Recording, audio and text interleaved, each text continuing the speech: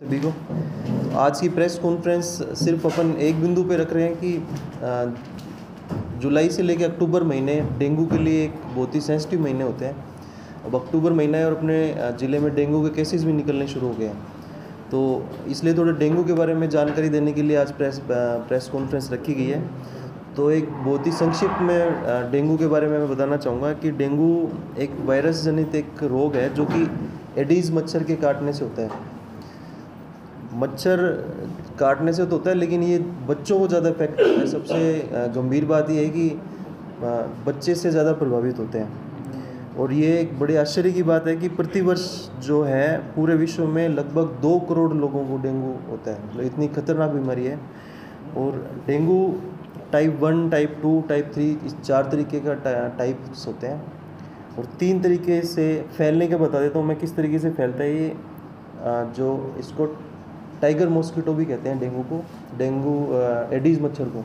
और एडीज़ मच्छर को टाइगर मॉस्किटो इसलिए कहते हैं क्योंकि ये बड़ा ही जिद्दी स्वभाव का मच्छर होता है और ये दिन में भी काटता है। मतलब जैसे जनरली मच्छर जो मलेरिया वाला मच्छर हुआ वो रात में काटेगा, लेकिन एडीज़ मच्छर दिन में भी काटता है।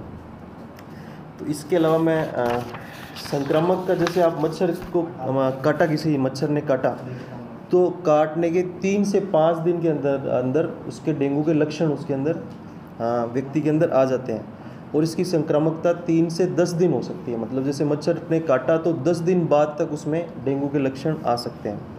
3 तरीके का ये डेंगू बुखार होता है। एक तो साधारण बुखार जिसको क्लासिकल डेंगू बुखार कहते हैं, दूसरा डेंगू हेमोरेजिक फीवर होता है, और तीसरा होता है डेंगू शॉक सिंड्रोम। तो जनरली जो डेंगू होता है वो डेंगू क्लासिकल बुखार ही होता है अधिकतर लोगों में। डेंगू का सिंपल जो क्लासिकल होता है, इसके अंदर इसके सिम्टम्स बता देता हूँ मैं आपको। इसमें एक ठंड लग के एकदम से बुखार चढ़ता है, मांसपेशियों में, सिर में एकदम से दर्द होगा, तेज़ दर्द होता है, आँखों के पिछले हिस्से में यहाँ पर बहुत ही तेज़ दर्द होता है, व्यक्ति को कमजोरी हो जाती है, भूख कम लगती है, मुंह का टेस्ट खराब हो जाता है। ये साधारण डेंगू की वो है। थोड़ा सा हल्का सा गले में दर्द भी रहेगा और रोगी हल्का सा उदास भी रहेगा, उसको उदासी रहेगी। कभी कभी शरीर पर छोटे छोटे लाल निशान भी हो जाते हैं उसके अंदर। तो ये इसकी समय सीमा 5 से 7 दिन तक होती है। ये बुखार अपने आप ठीक हो जाता है, इसमें आपको कुछ देने की ज़रूरत नहीं होती, सिर्फ पैरासीटामोल देना होता है। और अगर बुखार 102 डिग्री से ऊपर है फ़ारेनहाइट से, तो उसको अपन कोल्ड स्पंजिंग मतलब गीला कपड़ा लगा के उसमें अपन ही बचाव कर सकते हैं। दूसरा होता है dengue haemorrhagic fever. Dengue haemorrhagic fever मतलब आप किसी भी जगह से रक्तस्राव होने लग जाए, जैसे लेटरिन के अंदर पेशाब आ रहा है, लेटरिन के अंदर खून आ रहा है, पेशाब के अंदर खून आ रहा है, मसूड़ों से खून निकलना शुरू हो गया, इसको बोलते हैं डेंगू हेमोरेजिक फीवर। तीसरा होता है डेंगू शॉक सिंड्रोम। इसमें एकदम से व्यक्ति बेचैन हो जाता है, धीरे धीरे बेहोश होने लगता है, एकदम से कमज़ोर होके बेहोश हो जाता है।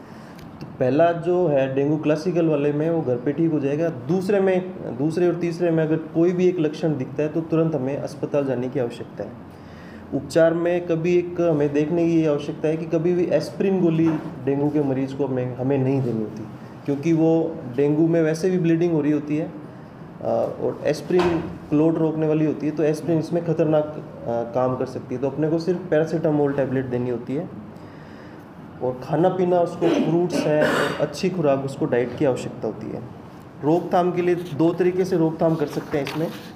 पहला तो अपने को एडीज़ मच्छर का प्रजनन रोकना होता है, और दूसरा मच्छर अगर है अपने पास तो मच्छर को काटने से रोकना। 2 तरीके से अपन इसमें बचाव कर सकते हैं। तो पहला अपना जो था कि मच्छरों का प्रजनन रोकना है, तो प्रजनन रोकने के लिए स्वास्थ्य विभाग की तरफ से एक अभियान चलाया जाता है जिसमें हर रविवार को हम ड्राई डे, सूखा दिवस मनाते हैं। तो उसमें सभी आमजन से हम ये अपील करना चाहते हैं कि हर रविवार को अपने जितने भी आसपास के जो छोटे वाटर सोर्सेज हैं। एक और चीज़ बताना चाहूँगा मैं, जैसे कि मलेरिया फैलता था बड़े वाटर सोर्सेज से, जैसे बाहर बड़े तालाब थे। अब चूँकि धीरे धीरे कम हो गए तो इसलिए मलेरिया भी धीरे धीरे कम हो गया। डेंगू इसलिए बढ़ रहा है क्योंकि डेंगू वाला मच्छर घर में जो छोटे छोटे वाटर सोर्सेज होते हैं, जैसे कूलर में पानी हुआ, परिंदों में पानी हुआ, एसी हुआ, ठंडे प्लेसेस हुए, तो छोटी छोटी जगह घर के अंदर जो मच्छर पनपता है वो एडीज़ मच्छर होता है। और जो बाहर पनपता है वो एनोफ्लीज मच्छर था, जिससे मलेरिया पहले ज़माने में हो रहा था। अब इसमें आप कूलर के अंदर अगर पानी साफ़ भी नहीं कर पा रहे हैं तो उसमें हर हफ्ते थोड़ा थोड़ा आप डीजल या पेट्रोल भी डाल सकते हैं, ताकि उसमें लार्वा पनपे नहीं, एक लेयर बन जाए उसके अंदर। 100 लीटर के अंदर 30 ml तक अपन पेट्रोल या डीजल उस पानी के अंदर डाल सकते हैं। अगर संभव हो तो घर में खिड़कियों पे या दरवाज़ों पर जाली लगा कर रखें। एक अपना घर का वो है कि गूगल का धुआं बहुत इफेक्टिव होता है। गूगल का धुआं जहाँ भी करेंगे वहाँ मच्छर नहीं पनपेगा। बच्चे, छोटे बच्चे होते हैं, इन महीनों में बच्चों को छोटे कपड़े पहनाने से अपने को बचना है। जहाँ तक संभव हो अपने फुल स्लीव्स के और पैंट्स बच्चों को पहना कर रखें। उसके अलावा घरों में जो फ़ोटो फ्रेम्स हैं, पर्दे हैं, कैलेंडर हैं या सोफ़े हैं, उनके पीछे भी मच्छर पनपते हैं, तो वहाँ अपन स्प्रे कर सकते हैं। उसके अलावा जहाँ भी अपने को लगे कि हम मच्छर एकदम से बढ़ गए हैं, अपने को लगे कि बुखार के रोगी बढ़ गए हैं या मच्छरों की संख्या बढ़ रही है, तो आप स्वास्थ्य, वहाँ के नज़दीकी स्वास्थ्य केंद्र में, नगर पालिका या पंचायत को तुरंत सूचित कर सकते हैं कि यहाँ मच्छर हो गए हैं, तो उसी हिसाब से स्प्रे की सुविधा की जाएगी। अभी आज जन सुनवाई में भी माननीय कलेक्टर सर ने सुनवाई की शुरुआत इसी हिसाब से की थी। उन्होंने सभी नगर पालिकाओं और सभी को निर्देशित किया है कि आप स्प्रे की कार्रवाई शुरू करें। तो आज से नगर पालिका, नगर परिषद और ये भी स्प्रे की शुरू कर देंगे कार्रवाई। एक फ्रिज में, जैसे कुछ फ्रिजेज ऑटोमेटिक आते हैं लेकिन कुछ फ्रिजेज में ट्रे में पानी भरता है, तो अब ट्रे का भी ध्यान रखें कि वो ट्रे का पानी हमें रोज़ चेंज करना है। एक अपने घर का आसपास का ध्यान रखें कि जो अपने घर की जो 100 मीटर की परिधि है उसके अंदर कोई भी घास फूस या कचरा वो नहीं होना चाहिए। तो वो अपनी सुरक्षा अपने हाथ है। अपन अपने घर के 100 मीटर का दायरा है वो साफ़ रखें। अगर झाड़ियाँ हैं तो अपने आप उसको निकाल सकते हैं।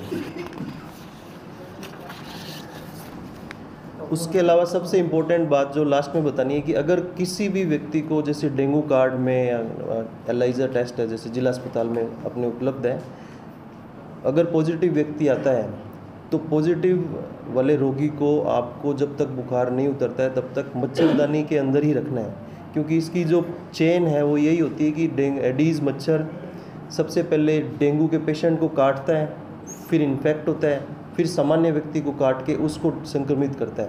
तो अपने घर में, अपने नियर बाई में जो भी अगर आपको लगता है कि डेंगू का मरीज़ है तो उस मरीज़ को तो अपने को मच्छरदानी के अंदर सुलाना ही सुलाना है, ताकि आसपास के जो अपने एरिया वाले मच्छर हैं, एडीज़ मच्छर हैं, वो उससे संक्रमित ना हो।